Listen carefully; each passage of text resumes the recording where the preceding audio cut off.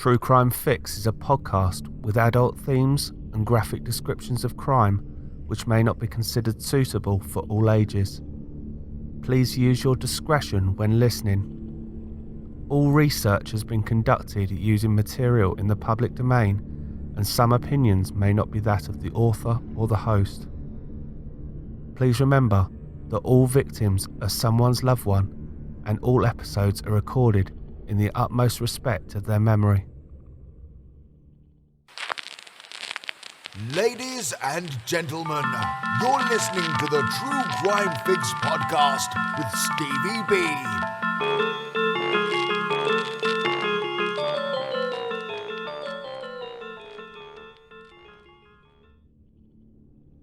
I'm going to start this episode slightly different this week with a confession.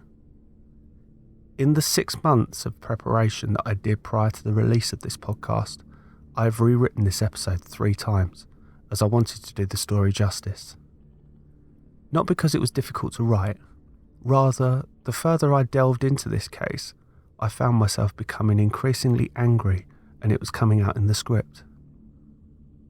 It's an example of how some criminals have no regard for their victims, and a prime example of how you can be very much in the wrong place at the wrong time. It's also a good example of how a story can be twisted so that the perpetrator portrays himself as the victim without granting the people whose lives they've changed the same courtesy. I'm Steve, and this is the full story of the British man in Georgia, which I alluded to in my introductory episode. Welcome to your True Crime Fix, and this episode is dedicated to the memory of JC Sawyer.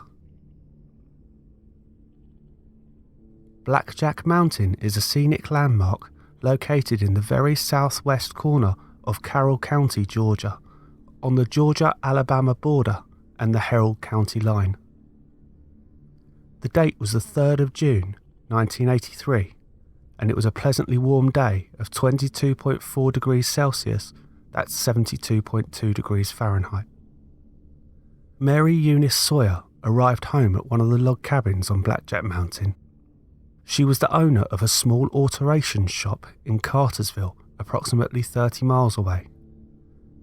Mrs. Sawyer had come home at approximately 6:20 and prepared dinner for her and her husband, JC Sawyer. JC Sawyer was born on the 8th of October 1927 and was a retired sergeant in the US Army and a veteran of the Korean War. Taking advantage of the warm day, he was working in the garden where he stayed until just after 7:15. Just after 8 p.m, there was a loud bang at the door. Mary Sawyer answered the door to a young white man armed with a pearl-handled pistol. The man forced his way past her and entered the home, shouting and swearing at Mrs. Sawyer. Mr. Sawyer, hearing the commotion, came to his wife's aid and pushed the man back out onto the porch. The intruder raised his gun and told them to get back inside or he'd blow their heads off. He then demanded money and their car keys whilst keeping the gun against Mr. Sawyer's head. He then noticed Mrs. Sawyer looking at his tattoos. He said in a threatening manner, "Go on, remember the tattoos. If that doesn't get you killed now, it will later." Following the threats and demands for money, Mrs. Sawyer fetched $60 from her bedroom. Mr. Sawyer tried to get up from his chair, but the man fired a warning shot between his feet to prove that the gun was not a toy. He again threatened to blow their heads off if they did not comply with his demands. In response, Mrs. Sawyer gave the man the $60 she had retrieved, and Mr. Sawyer gave him the keys to their blue and white Chevrolet pickup truck. Mrs. Sawyer begged the man to let her husband have his medication, as he had a diagnosed heart condition, but the man said he wouldn't be needing it anymore. The armed man told Mr. Sawyer to get some rope off the back of his truck, and he forced him to walk into the woods at the back of his house. The man tied the Sawyers' hands behind their backs and made them sit with their backs against a tree trunk. He then proceeded to tie them to the tree. As the Sawyers begged for their lives, the man again continued with his threats saying that he liked to torture people. The intruder took off his shirt, tore it in two, and stuffed the two halves in their mouths. He told them he would have to kill them because they could identify him. The man reiterated, "I like to torture men whilst their women watch." He continued, "It'll be 2 or 3 days for your bodies to be found, and if any of your family finds any evidence to convict me, the most I'll get is 30 years, and then I'll come back and get them." Then he hit Mr. Sawyer with his gun and fired 1 shot into his head. He then turned and fired at Mrs. Sawyer's head, but as Mr. Sawyer slumped on the other side of the tree, she was jolted by the rope and pulled down to one side. The bullet struck her crown. There was blood, but she was still conscious and had the wherewithal to feign her death until she heard the truck drive off. Realising that her husband was dead, Mrs. Sawyer managed to untie herself and went to a neighbour's house to call the police. The man who had broken into the Sawyers' property was British-born Nicholas Ingram. Nicholas Lee Ingram was born on the 20th of November 1963. Ingram was born in the historic town of Cambridge to an English mother and an American father, Anne and Johnny Ingram. His father was an airman in the United States Air Force and he held dual nationality.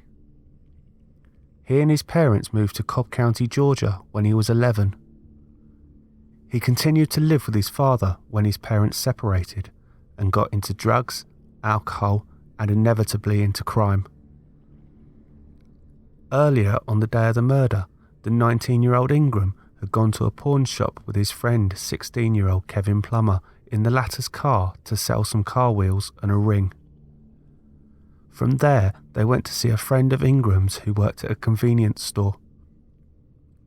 Upon leaving the store, Ingram and Plummer drove to a lake just north of Atlanta to swim.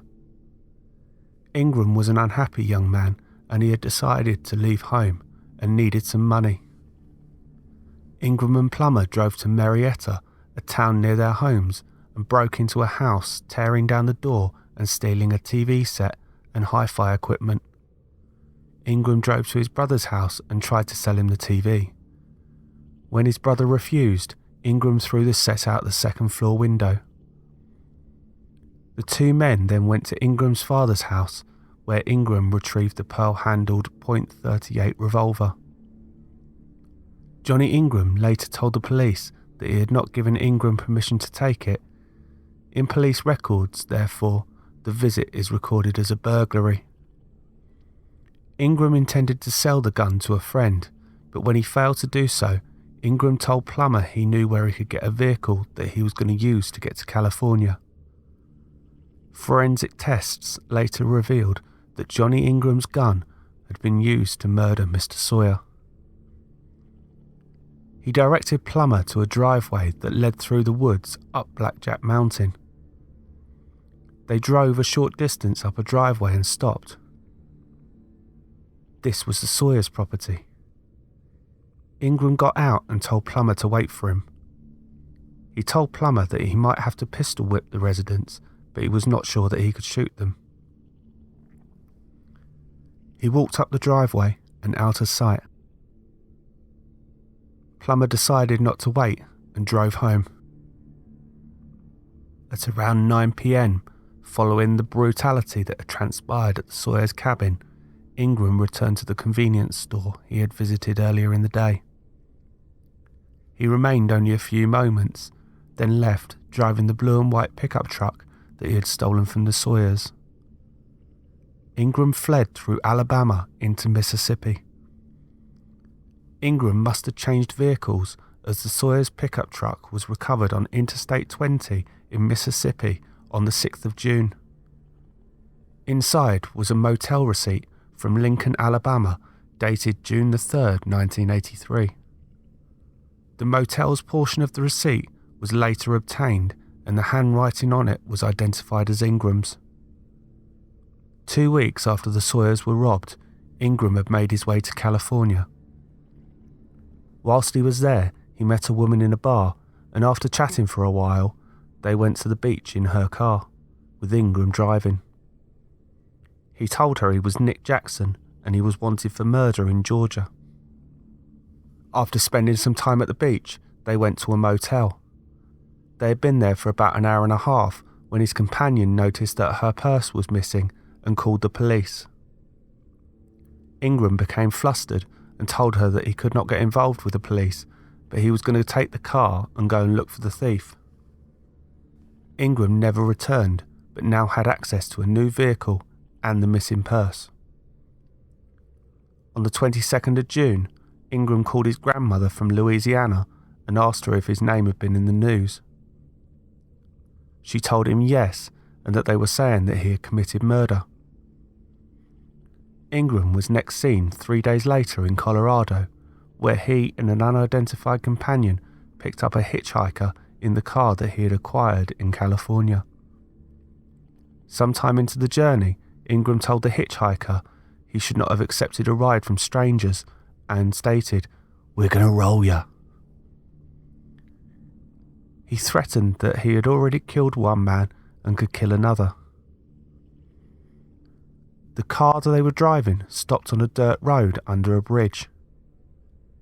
Ingram made the hitchhiker remove his shirt, then cut up a towel using the knife that he had taken from this victim. Ingram used the parts to tie the man's hands behind him and then to a bridge post. Ingram tore the man's shirt and gagged him with it, reminiscent of his attack on Mr. and Mrs. Sawyer. Then he struck him in the face 3 or 4 times. When a car stopped on the bridge above and asked what was going on, Ingram told the car's occupants that they were having a party with some girls and the car drove off, only to return a short time later. By this time, Ingram and his companion had gone and the victim got a ride to a phone where he called the police. At approximately 11 p.m. on June the 26th, a Nebraska state trooper observed a car parked under a viaduct on Interstate 80 near North Platte. Its hazard lights were on, and the trooper stopped to render assistance. Ingram, now alone and still in the car that he had taken from the woman in California, was slumped over the steering wheel and smelled strongly of alcohol. After being breathalyzed, he was arrested for driving under the influence. When the law enforcement officers searched inside the car, they located the knife that he had taken from the victim in Colorado. He was taken to a local police precinct to sober up and was questioned the next day about the motor vehicle theft in California and the robbery in Colorado. Ingram again identified himself as Nick Jackson. He claimed to have borrowed the car and denied any knowledge of a hitchhiker being robbed in Colorado. Ingram had left his driver's license in California, and after checking with Californian authorities, Nebraska investigators again questioned Ingram about his true identity. At this point, he admitted his real name and stated, "I'll save you some trouble. If you call Cobb County, Georgia, I believe they have a couple of murder warrants out for me." Questioning stopped then and was resumed by Georgia authorities after they had been contacted and he had returned to Georgia. In Ingram's account, he stated that he woke up on the 4th of June in a shopping centre parking lot in Alabama in the truck. He stated that he had blacked out from drinking and could not remember shooting or robbing anybody. On November the 20th, 1983, which was coincidentally Ingram's 20th birthday, a jury sitting in Cobb County found Nicholas Lee Ingram guilty of the malice murder of JC Sawyer. The sentence of death by electric chair was handed down. On appeal, the Georgia Supreme Court affirmed Ingram's convictions and sentences. On September the 23rd, 1985, after exhausting his direct appeals, Ingram filed a petition of writ of habeas corpus in the Superior Court of Butts County, Georgia. A habeas corpus petition is basically a request to discover whether the person's detention is lawful based on the evidence provided. The Superior Court conducted an evidentiary hearing on December the 7th, 1987, and denied Ingram's petition for habeas corpus on April the 26th, 1988. The Georgia Supreme Court denied Ingram's motion for a certificate of probable cause to appeal on June the 30th, 1988. He exhausted his state collateral appeals when the United States Supreme Court denied his petition for a writ of certiorari on November the 28th, 1988. A writ of certiorari orders a lower court to deliver its record in a case so that a higher court may review it. On January the 4th, 1989, Ingram filed a petition for a writ of habeas corpus in the United States District Court for the Northern District of Georgia, and the District Court entered an order staying his execution. In his petition for habeas corpus, Ingram raised a myriad of issues challenging both his conviction and the sentence. After the District Court denied his petition for a habeas corpus, Ingram filed a motion to alter and amend the judgment. The District Court denied Ingram's motion. On September the 10th, 1992, the District Court denied relief without conducting an evidentiary hearing. On July the 12th, 1994, Ingram appealed finally to the 11th Circuit Court of the United States Supreme Court. This appeal too was rejected. Whilst Ingram was challenging his execution date, which had been set for early April 1995, his mother Anne was attempting to get support back in his native United Kingdom. As well as going through the UK tabloids, giving interviews to The Independent and The Guardian specifically about her son's fate, she also appealed for the involvement of then Prime Minister John Major and the Archbishop of Canterbury, who appealed directly to the then Georgia Governor Zell Miller. Ingram's mother Anne and other relatives solicited and received statements appealing for clemency from 53 members of Parliament. The Archbishop of Canterbury, the President of the European Parliament, and a number of human rights groups.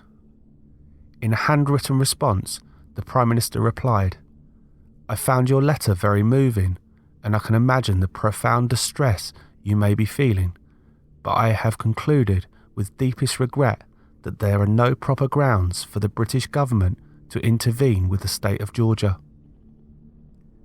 Ingram's execution date was set for the 6th of April 1995. The day before, Mrs. Anne Campbell, who was the Labour Party Member of Parliament for the Ingram family's home constituency in Cambridge, raised the question of the punishment in the House of Commons in London. Her description to Parliament was as follows, I quote, "The misapprehension exists that execution by electrocution is painless and swift. It is not. Elsewhere, the overwhelming trend is towards more humane forms of execution. I should like to describe what observers at previous electrocutions have reported. They have reported that the body turns bright red as the temperature rises, that the flesh swells, and that the skin is stretched to breaking point. Sometimes the prisoner catches fire, especially if he perspires excessively. The prisoner's fingers, toes, and face are severely contorted. The force of the electrical current is so powerful that sometimes the eyeballs pop out and rest on their cheek. The prisoner often defecates, urinates, vomits, and drools. Witnesses have often heard a loud and sustained sound like bacon frying, and the sickly sweet smell of burning flesh permeates the air.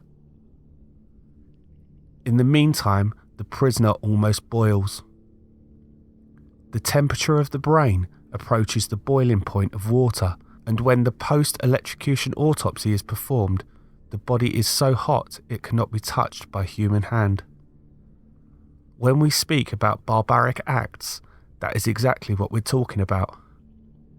Execution is not instantaneous. Death is not painless.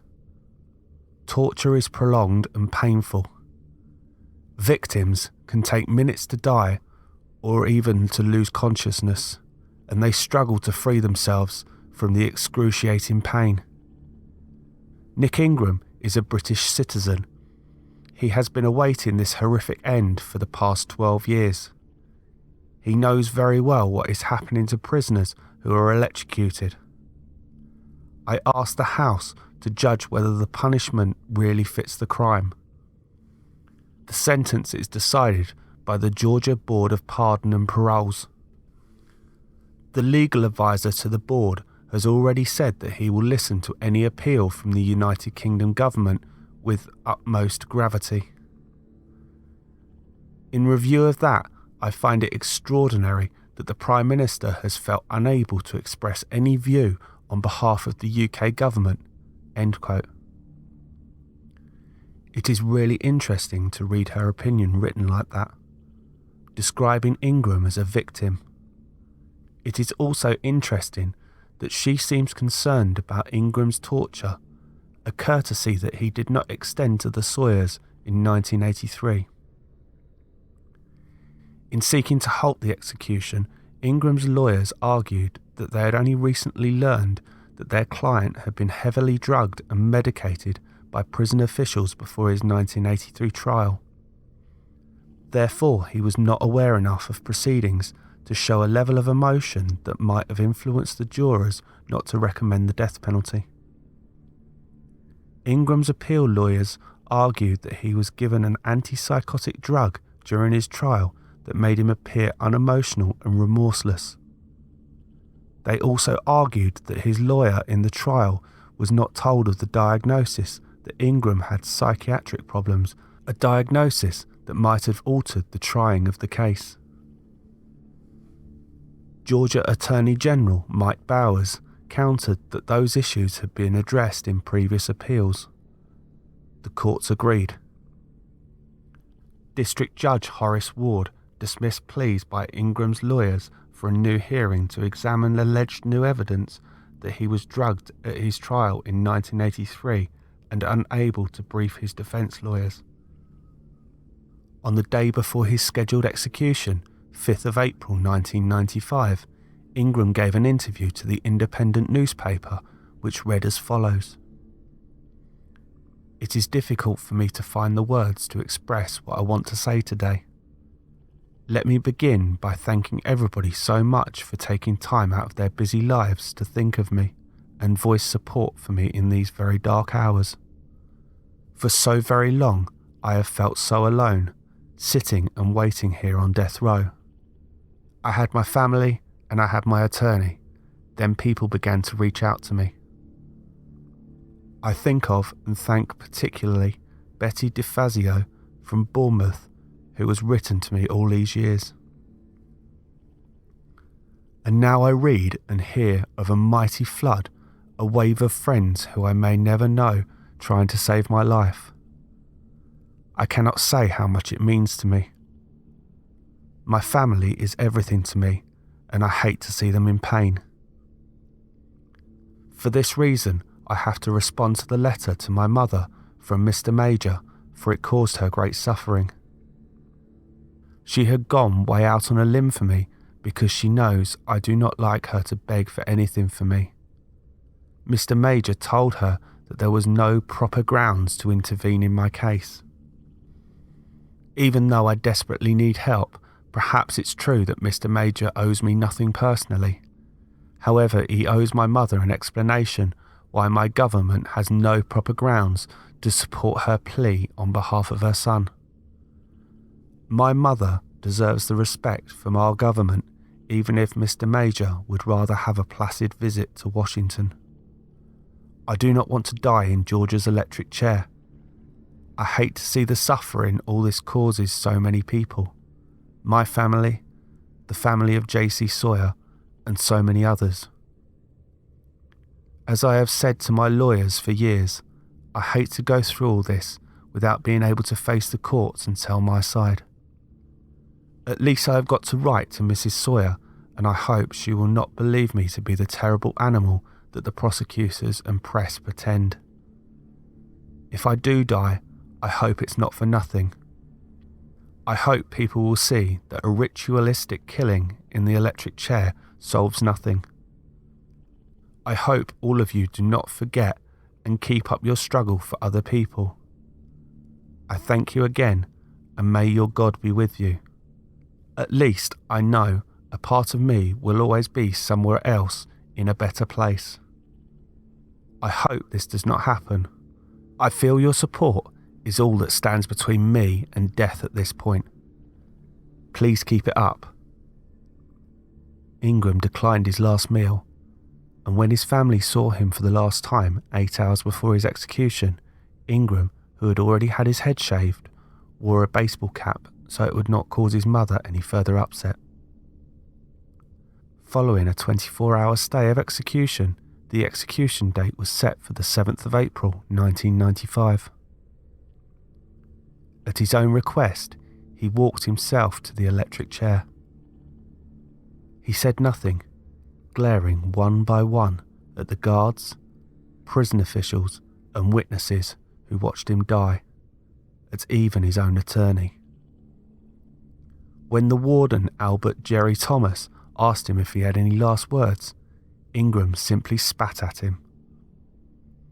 As the moment of death approached, a strange silence settled over those outside the prison, even among a small group of death penalty supporters who had cheered the hearse that would collect Ingram's body fell silent. As they positioned the metal cap over his head and fastened the brown leather mask over his face, Ingram's knuckles clenched tight on the arms of the electric chair. Then the executioner pressed the button. He shot back in the chair with a tremendous jolt, said a witness. There was no smoke, no sizzle, no sign of movement, nothing. The first 4 seconds were surely enough. 2,000 volts surging through Nicholas Ingram's body before the charge was cut automatically, first to 1,000 volts, then to 208 volts. Old Sparky may be one of the deranged devices invented by man, but at 9:06 p.m. on Friday the 7th of April 1995, it did its work exactly as intended. Mrs. Vicky Galvales, the prison department spokeswoman, gave the following announcement outside the prison. Order of the court has been carried out. Nicholas Lee Ingram was pronounced dead at 9:15 p.m. Friday, April the 7th, 1995. Ingram spent the last 12 of his 31 years on death row, and he went to the grave much as he lived his life, angry, defiant, and contemptuous to all around him. What remorse he had only emerged afterwards through his lawyer, Mr. Clive Stafford Smith. A specialist in death penalty cases, Mr. Stafford Smith was distraught, choking back the tears. Nicky wasn't very good at speaking. He asked me to give a statement for him. He asked me to say he wasn't the one getting hurt, but his family and the family of the Sawyers. He told me he hoped for something better now because what had happened in his life had been so sad. With all the hullabaloo surrounding the execution of the multi-time criminal, one person was a footnote. JC Sawyer. He was buried in Sandy Plains Cemetery South in Marietta, Cobb County, Georgia. A decorated US Army veteran, an innocent victim, a loving husband, and an irreparable hole in the family.